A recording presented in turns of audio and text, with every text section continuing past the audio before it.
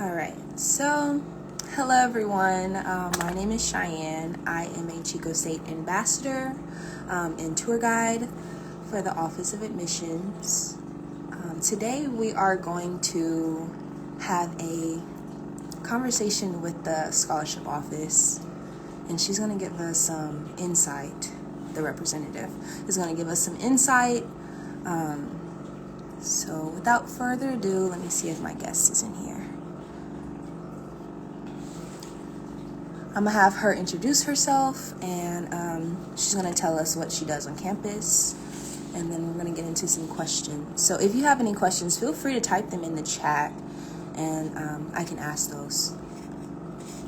So let's see.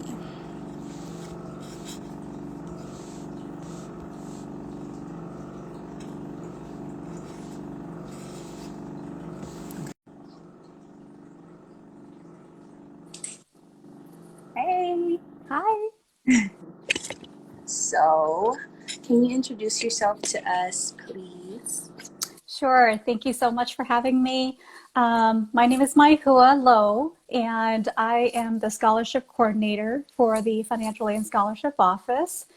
I've been in this role for, let's see here, I think about 4 or 5 years now, but in financial aid, I've been here for about 15 years now. So been here a little bit of time here. And pretty much I've landed here in financial aid and stayed here since. So very happy to join everybody and happy to see everybody here live. Awesome. So, I have a couple of questions. And before that, while you're answering the question, I'm going to pin the website. So, can you just explain to us what are the Wildcat scholarships? Yes. So Wildcat Scholarship pretty much are scholarship opportunities provided by gifts by specific donors to support Chico State students. So these scholarships pretty much are major based, general also, in a sense that if you're a first generation student, also looking at your academic achievements and success. So there's a variety of scholarships available. Currently, I have active 492 scholarships, over 160 scholarships awards. So even though there's actively 492, there's more than one awards per donor that they're giving out. This current year, 2021, I've awarded over $1.5 million. If I include our institutionals, which are scholarships that don't necessarily come through the application, we've awarded over 2.3 million. So there are money out there. If you don't apply, you don't get these opportunities. Okay, so if I'm a student, how can I look up these scholarships and see if they're available?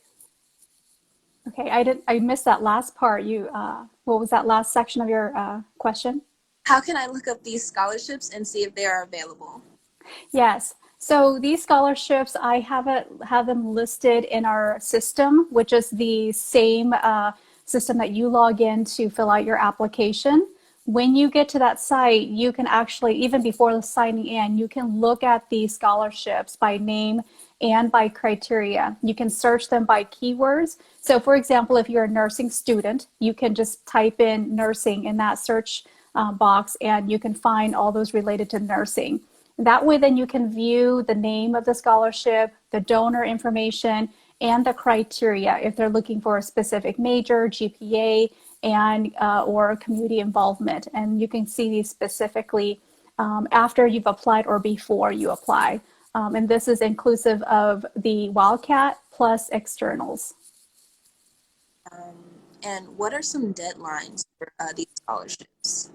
Yeah, so our application opened up January 2nd, and typically it runs through February 15th, but this year we've had an extension. So you get another week or so, which the deadline then is February 22nd, okay, for you to submit your application.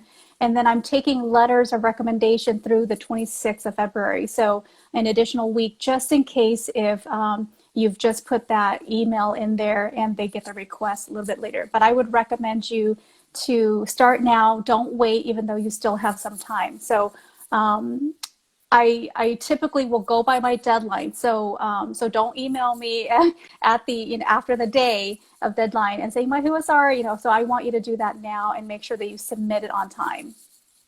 So who is eligible to apply? Yes, so eligibility, any Chico State students can apply, and that's including first-time freshmen who have just submitted their application. As you do need to have your portal login because your sign-in is that. So even though you're not admitted yet, you don't have to have that completed. You just have to have applied to Chico State, have your portal login set up, and then you can apply. Obviously, continuous students and transfer students too. So pretty much any Chico State students. And also, I want to make an effort to say also international students. I know a lot of our international students have a question whether they're eligible, and so I want you all to apply also. Okay, but what if I don't know if I'm going to be going? Even if I don't know if my decision is with Chico State. Yeah, so if you're not sure, but you've applied to Chico State, I would recommend you to do it. I mean, the application is very simple, and if there's questions about that, I'll answer it too. But a very simple application and responses that you are working on, I would recommend you to do so, because if you do decide to come here, you've put in your application very similar to the FAFSA, right? You apply for the FAFSA not knowing which schools to go to, or even if you're going to attend school. So I would recommend you to do so. There's tons of opportunities I don't want you to miss out on. You brought up the application, so can you tell us what that application process is like? Yes, so the application, it includes 3 sections. Besides the information and eligibility part of it that I talk about, is you have about 10 checkbox questions, which is not a lot. You're going through the questions, checking to see if you're affiliated with certain things, if you have interest in certain areas. And then you have your 5 written statement responses. And then, of course, just jotting down your reference person and then the signature. It's as simple as that. You all can log in and take a look at it even before, if you're not sure if you're going to do it, you can see how simple it is. You can start it and it saves automatically, or you can save it and then you can go back and finish it up. But I would recommend you to at least take a look at it and get it started. And the first step would be to, put in your reference person so that way that request goes out early. Now, are there GPA requirements? If we may. Okay, I didn't catch all of that, but I heard GPA requirement. Yes, there are GPA requirements. The standard is satisfactory academic progress, which is meeting your 2.0. Oh, Yeah, but I do have some that are very specific to GPA, meaning that some donors are looking for, a minimum 3.0 or higher. But I can tell you that out of my 492 scholarships, I only have, if I remember the number correctly, only 140 or so that requires above a 3.0 or higher. So the rest of them are not requiring above a 3.0 or 3.5. I think there's a lot of misconception that you have to be a, 3.5 or higher. I have one very specific scholarship that says student must be between 2.5 and 3.0. So they will not give it to anybody who's above a 3.0. So kudos, to our students who are in that range. And it's not to say that you're not a good student. It's just you might be very involved. You might be working, part-time or full-time. So that takes you away from, maybe, getting the higher GPA, or perhaps it's just one bad semester, who knows, and it brings it down. So yes, don't think that you have to be above a 3.0 or that all of them are merit-based. it's the bottom line. Just apply. Yes, apply. Okay. And is there a right or wrong answer to the essay questions? No, there is not a right or wrong, but I would suggest that you think about the responses before you write it out. Be very clear, concise, and give thoughtful responses. I'm a part of the committee too. I oversee the university-wide committee, which is the general scholarships. And we read through every single one of those, the written responses plus your letters. I would say be willing to share your story.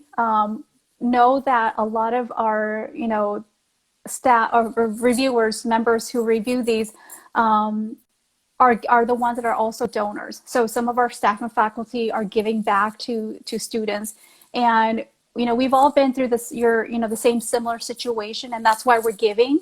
So when you're willing to share your story with us, we can see the passion. We can see why you want to go into a certain career, certain major. So be willing to share that with us, even if it meant that you've gone through a lot of hardship. Be willing to share that story. And of course, I want to say, in your willingness to share, also know, I want you to make sure that you're comfortable too, because these information can be provided to the donor. And I don't want you to be uncomfortable if we share your story with the donor, because if you get the scholarship, right, they'd want to get to know you a little bit. But make sure it's thoughtful responses. If you just, all of a sudden took 5 minutes to write up something and you didn't think about it thoroughly, then obviously we're going to see that. We're going to hear that when we read it. Yeah. So a student asked, if selected, when do students get noticed and how? Okay. So our review process is during the spring semester. So once I confirm all the numbers, the amounts of scholarships, we pretty much review through the month of May. So pretty much March, April, May. And a lot of, because we have a lot of scholarships. And these are your faculty and staff who are also working full time. So understand that. So I typically, even if I have you selected, I have to confirm all your GPAs and majors. So I have to wait until after your spring grades are submitted. I verify every single student and then I award them. So typically in the summertime, if there's no, technical, mishaps or anything.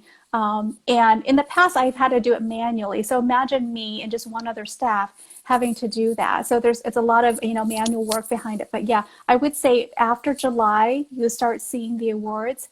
It was only this last summer that we waited longer because of COVID. So as you know, with all the, different challenges that we faced, that I couldn't award it until August. But typically by July, you will see it in your award package, the scholarship offer. Going back to the application process, do you have any quick tips about the letters of recommendation? Yes. So with letter recommendation, as I mentioned, the first thing to do is, if you are starting the application, go ahead and go straight down to the bottom and write the reference person's name and email down, because I know you'll be working on the application for a little bit. So if you wait until you're done and to write this person's name and enter it in, they're not going to get the request soon enough. So if you're so go ahead and do that first. And obviously it's going to submit pretty quickly within the day. That way your request goes out and they can work on your letter while you're working on the application.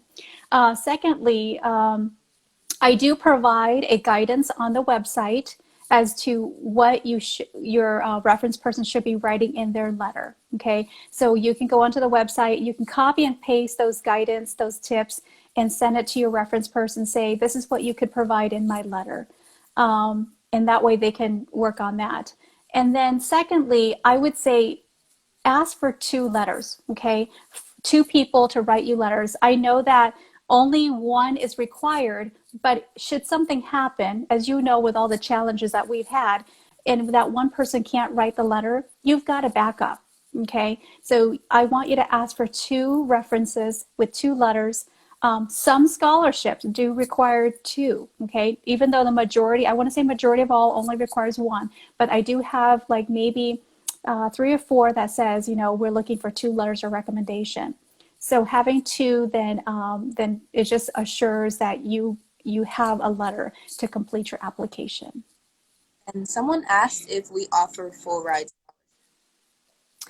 Yes. For one, I have our President's Scholarship for first-time freshmen. Okay, so it is a full ride in a sense that it would cover all your tuition for up to 4 years. You do have to maintain, GPA. The general President's Scholarship does not require a specific major. Even undeclared can apply, and if you get it, you can also get that scholarship. So pretty much it's $7,500 per year. So it's divided fall, spring, and you get that for up to 4 years. Okay. And of course, if you're an ag major student, they also have a president scholarship too, that they also select from. So the president is my main one that provides the full, tuition payment pretty much. I have other larger ones, but they're not necessarily renewable in a sense of 4 years. But you could keep applying and keep getting it. So meaning that the ones that are renewable, you have to apply. The presidents, you get it once and you don't have to apply again. But if you are an awesome student, why would you not apply again, right? And then get other scholarships. So yes, we have the President's Scholarship. It's not a full ride, but we have what's called an academic and performance, that is given through colleges. This is not through the Wildcat Scholarship, but this is more like a recruitment. So if you're a first-time freshman and you already know that you're an awesome student, check with your college, your department, and say, hey, I'm just wondering about your A&P Academic and Performance Scholarship. And that way, then you can get an opportunity on those too. Someone said, when will most decisions be out by? Early, summer, because after. Yeah, so summertime is when I actually do the awarding, but if you're selected and based on your major, if you got a major-based scholarship, your department, your college might notify you ahead of time. I do ask them that, they let me confirm all your information first. So let's say you do get notified by, let's say you're a nursing student, you get notified because you received a nursing scholarship. If something changes, just know that if you don't maintain that major and you change your mind, that scholarship could be rescinded. So just so you know, the earlier we notify you, if things change, then things could change with your scholarship too. So just keep that in mind. So there's a possibility that, you could be notified by the department or college if you get a scholarship through Wildcat. And do I need to complete the FAFSA or DREAM Act applications to be? It's not required. It's not required, but I recommend you to do so, even though you may say, hey, Maihua, but I don't even get any free aid, no free grants for me. For scholarship purposes, we look at financial need a little bit different. We need to establish, where you're at on your financial need, in a sense that if you still have need after receiving any kind of aid. So without that data, we don't have anything to go off of. So I recommend you to fill it out, even though you think you're not getting any free grants. I have over 240 scholarships that are need-based. So not necessarily that you have to be low income, but I have to be able to show that you've got need. So if you don't fill it out, I'm not going to have that data and you're not going to be matched into that scholarship or any of those scholarships that are need-based, even though you meet all the other qualifications. So I would strongly recommend that you fill one out if you have not yet. And I want to add that you want to fill it out by March 2nd. Okay, that's so that I have the data in time for when we start reviewing. And I can see how, some people will be discouraged from applying over and over again if they have not received the scholarship award. Mm-hmm. So how can I increase my chances of being awarded the scholarships? Yes, I want to say that for one, if you don't apply, you're not going to get an opportunity at all, right? And plus, if you've done the application once, you already know how simple it is, right? You might just have to edit your response questions a little bit, maybe adding more involvement. Maybe you've had a change in, your major, whatever it is, so you update that. It probably would take you less than 5 minutes to update it and then submit your application. And thirdly, I want to say that if you are really discouraged and you've tried your best and you filled everything out as best as you could, email me your statement questions. If it's not too busy, right now I'd be willing to look at some. If you wait until the last week when it's due, I may not be able to get back to you. But if you email me now and say, hey, Maihua, would you be willing to take a look at the content of my responses? I will give you feedback. I won't do the grammatical just because it'll take me more time to do that with everybody's. But you can email and I'll give you feedback on the content. Maybe when I read through and something, kind of strikes me like, wow, that's interesting. Can you elaborate on that? Because it's hard to say, with the subjective information who's going to be selected. And of course, there's no 100% guarantee for any scholarships. I'd be willing to give you feedback just so that you know that I've looked at it. And because I do review these applications, hopefully I can give you any constructive feedback and to help you, improve on any of the responses. So I'd be willing to do that if you'd be willing to share and let me know early on. I'll review our response, read through it, and it's not like a lottery. So another one of the most out. Just to reiterate, she said in the summertime, that's when most out, if not all. And what is the best email? So, from my understanding, your Chico State email, right? What was it? The best email to use. Mm-hmm. Yeah, so I would say email it to the scholarships at csuchico.edu email. Pretty much I'm the only one in the program. I have one staff who helps me, but pretty much we're the only ones that answer those. So I will see it. And so I would say the best contact would be that. If you need to talk to me because it's very specific, feel free to call our main line and they will transfer you to us or to me, just because right now remotely it's a little bit difficult than when we were in the office. But I'd be willing to talk to you too if that's better for you. But the email will be the best communication right now. And I also wanted to know about have on your page. I know some people have scams when it comes to scholarships. So can you talk to us about the external scholarships that you have on the website? Yes, I do provide some resources on the platform, which is the scholarship system, the same place where you fill out your application. Before you even log in, you can view these. If you go under the opportunities menu, and there's a selection between hours and externals. Hours is the Wildcat Scholarship. Externals, if you click on that, you can view all the externals. Now, one thing to keep in mind, when external donors or providers email us the information, we have no idea if they're legit. So we try to vet them as much as we can. I look at contact information. I look them up to see if they're in the business bureau. And review their, kind of like their services, if they provide crappy services to customers, all that stuff. Those are all, kind of leads to where if I put them on the list or not. We don't endorse them, nor do we know for sure 100%. So I would say use them as resources, do additional researches, but those are resources that I provide for you so that you have additional scholarships and information to apply for. I do provide some tips on how to avoid scams on the website. So those are very, typical, things to think about, but we don't always remember that. So for example, if they're going to charge you money, right? It's an obvious key that, don't apply, because if they're going to charge you, if you had money to pay them, why are you applying for scholarship, right? So it's some common sense stuff.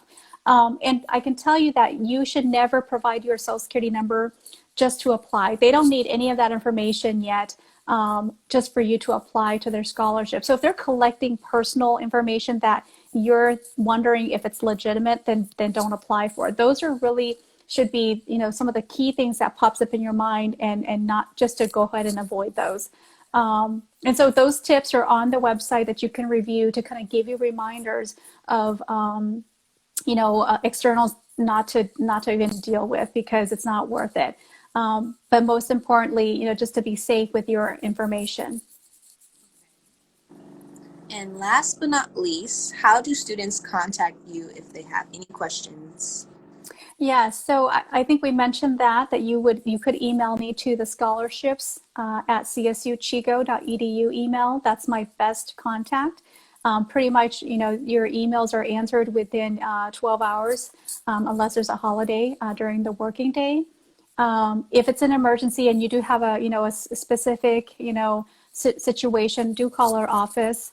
Most of the time, if you do the chat, our financial aid advisors and analysts can answer your questions. I try to, I mean, knowledge-wise, scholarships, I mean, they have a really good knowledge of the scholarship and how the process works.